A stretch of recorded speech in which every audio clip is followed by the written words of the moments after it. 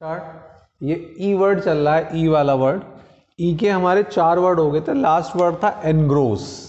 Engross का मतलब था एब्जॉर्ब्ड, फुल्ली एब्जॉर्ब, पूरे काम में लीन होना, तल्लीन होना।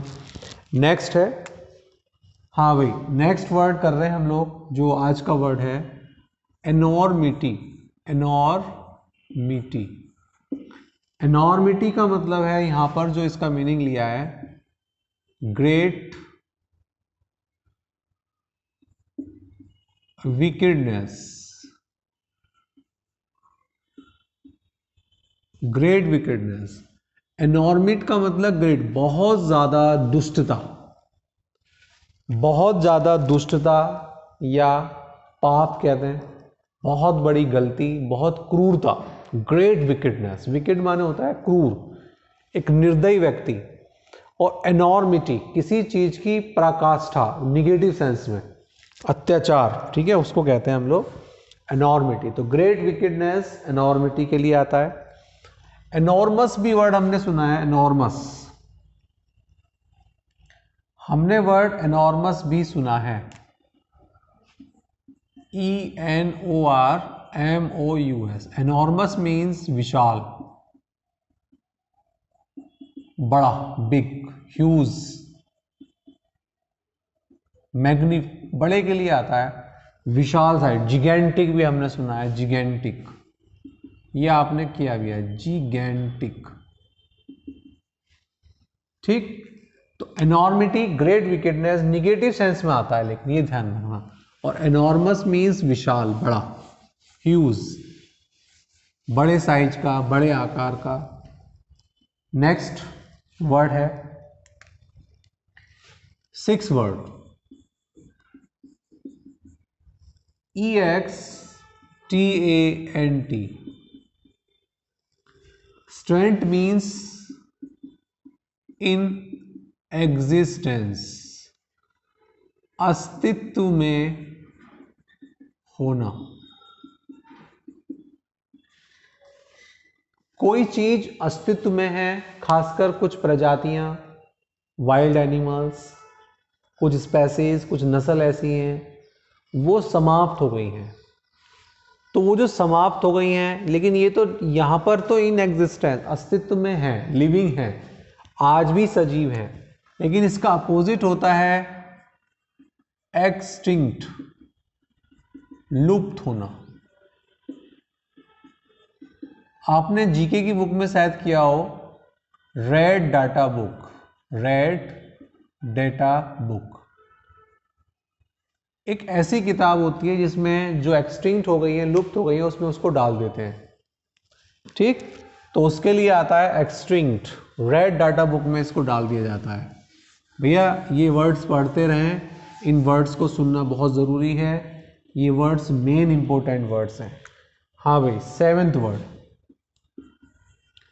सेवेंथ वर्ड है ecstasy, ECSTASY। Ecstasy means rapture,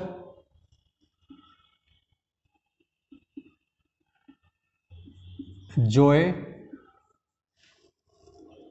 इसका यूज भी देख लें, द फैमिली इज इन एक्सट्रेसी।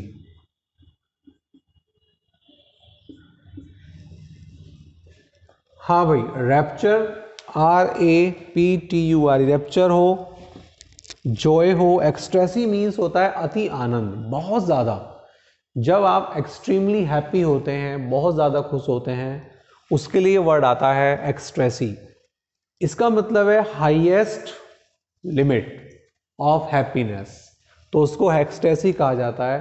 उसके लिए वर्ड हमारे पास है रैप्चर और जॉय, ठीक है, रैप्चर और जॉय। तो उसके लिए हम एक्सट्रेसी वर्ड यूज कर लेते हैं। फैमिली इज इन एक्सट्रेसी, परिवार जो है वो आनंद में है, बहुत ज़्यादा आनंद में है, परिवार बहुत ज़्यादा आनंद में है, उसको कहा जाता है ये वाला वर्ड। हाँ भाई, नेक्स्ट है एर्थ,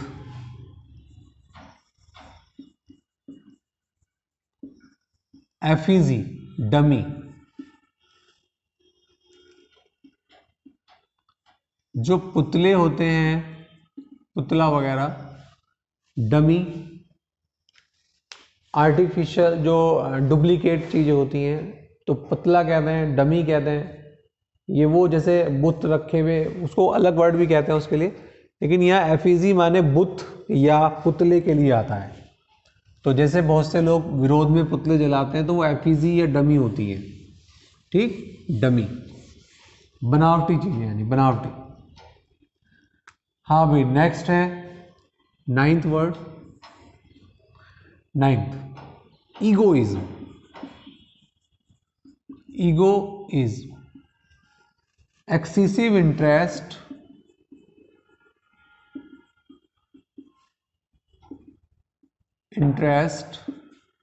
in oneself।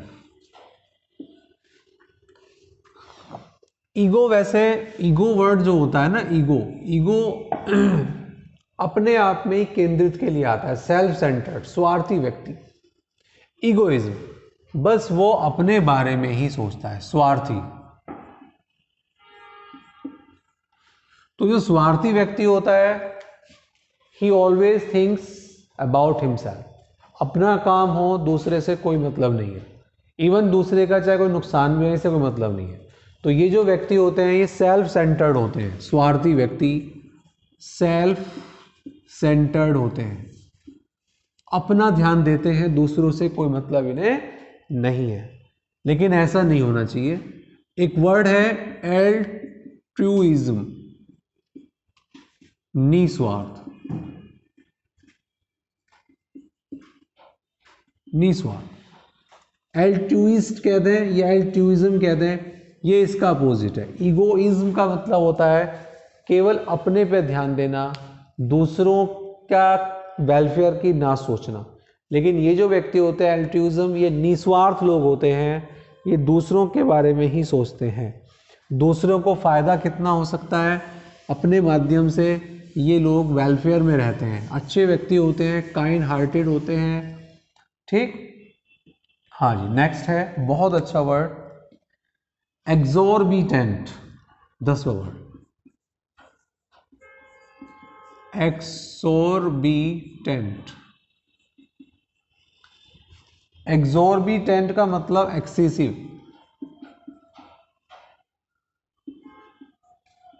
एक्सेसिव, अत्यधिक, अत्यधिक। एक्सोर्बिटेंट, एक्सोर्बिटेंट मीन्स अत्यधिक के लिए आता है, और अत्यधिक के लिए एक्सेसिव भी है, एक्सट्रीमली भी है, एक्सेसिव, एक्सट्रीमली, और एक वर्ड और भी आता है, ओवर वर्ड भी होता है, ओवर, मच कहते हैं चाहे। तो एक्सोर्बिटेंट प्राइसेस, अत्यधिक, एक्सेसिव प्राइसेस। एक तो होता है रीजनेबल, रीजनेबल चीजें हैं, बिल्कुल लॉजिकल चीजें हैं। एक होता है यार इसका तो इतना महंगा, एक्सोर्बिटेंट, प्राइसेस आर एक्सोर्बिटेंट, हाई प्राइसेस हैं। तो एक्सेसिव मीन्स अत्यधिक, एक्सोर्बिटेंट मीन्स एक्सेसिव। एक्सोर्बिटेंट चार्जेस के लिए बहुत आता है, एक्सोर्बिटेंट चार्जेस, यार ये तो चार्जेस जो हैं ये तो बहुत ज़्यादा है, एक्सोर्बिटेंट चार्जेस, प्राइसेस बहुत ज़्यादा, एक्सोर्बिटेंट प्राइसेस, तो ये इनके लिए आता है। नेक्स्ट वर्ड 11th,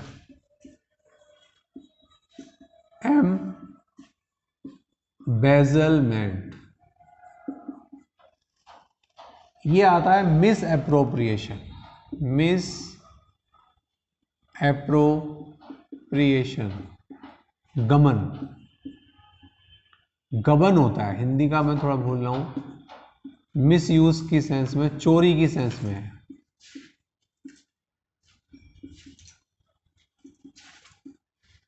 जैसे कहते हैं उसने पैसों का चोरी कर ली, गबन कर लिया, तो जो गबन होता है वर्ड, यानी कि चोरी करना, मिसयूज पैसे का, मिस एप्रोप्रिएट होता है किसी चीज का सही एप्रोप्रिएशन, लेकिन मिस एप्रोप्रिएशन गलत प्रयोग, तो उसको चुरा लेना, स्टीलिंग भी आप कह सकते हैं, स्टीलिंग वर्ड ज़्यादा अच्छा है। स्टीलिंग, एम्बेजलमेंट ऑफ मनी, तो उसको हम ये वाला वर्ड कह सकते हैं, स्टीलिंग या मिसयूज, मिस एप्रोप्रिएशन या स्टीलिंग। हाँ भाई, नेक्स्ट है 12th, इमेनेट, EMANAT, इशू फ्रॉम, किसी चीज से उद्गम होना। इसका एक यूज दे रखा है, वो मैं बता रहा हूं। दिस लेटर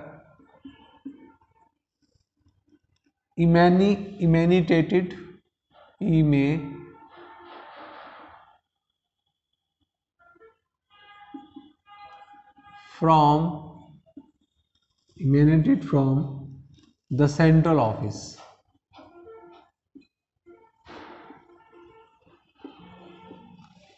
हाँ भाई, ये जो लेटर है, this letter emanated from the central office, ये लेटर सेंट्रल ऑफिस से emanated है। This letter emanated from the central office। कहाँ से इशू हुआ है भाई? जैसे हम कहेंगे भाई ये चीज़ कहाँ से इशू हुई है, तो ये चीज़ कहाँ से इशू हुई है? ये चीज़ सेंट्रल ऑफिस से। ये कहाँ से आया भाई? लेटर कहाँ से आया? ये सर इंश्योरेंस कंपनी से आया। Issue from insurance company. ये कहाँ से आया? ये पुलिस स्टेशन से आया। इशू फ्रॉम, तो जहाँ फ्रॉम हमेशा प्लेस के लिए आता है, प्लेस हमेशा, इशू हमेशा प्लेस के लिए आता है। क्लियर? तो इसको हम इमेनेटेड मीन्स इशू फ्रॉम। सही है, चलो इसको इतना रखते हैं इसको।